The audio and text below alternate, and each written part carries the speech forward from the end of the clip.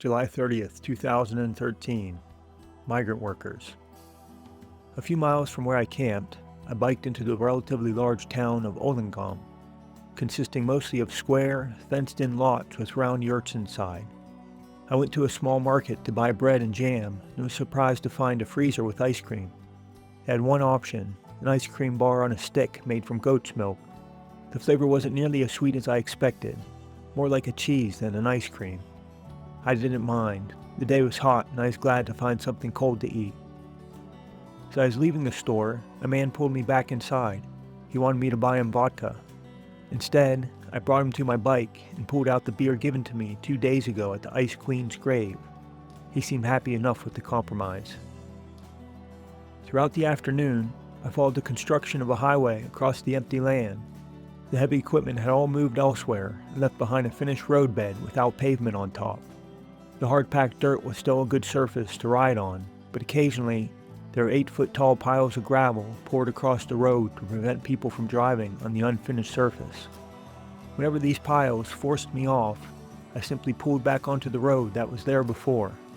The coming highway will be quite the upgrade, as the original road was nothing more than a single set of tire ruts. I watched storms building in the afternoon, then bursts of rain began to fall around me.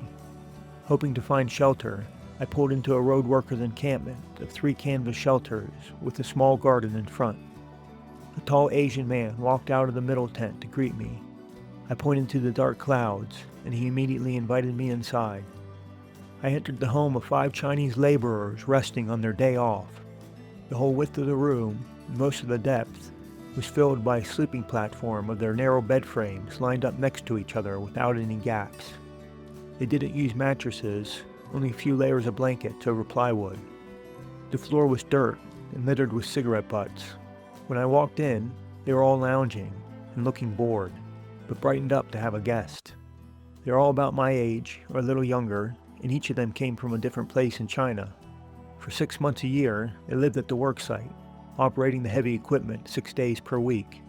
They said the road they are building is a 10-year project that they are 4 years into. The mother of one of the men also lived there. She stayed in the next tent over with the kitchen and did all the cooking. While I was there, she served us a large boiled fish. The wide eyes stared disapprovingly as we pulled meat from the bones. The rain came and went, and the guys took me into the surrounding pasture to look for mushrooms sprouting from the wet earth. I paused in the field to take in the moment. Mushroom hunting in Mongolia with Chinese construction workers. How wonderful. I was invited to stay for the night. Dinner is going to be the dozen mushrooms we found, along with greens from the little garden. They even offered me a spot on the sleeping platform. I thanked them, but declined. They were already sharing a space that left little more than their shoulder width for sleeping. I wanted to sleep out in the open, and besides, the rain had cleared, leaving a perfect evening for a bike ride.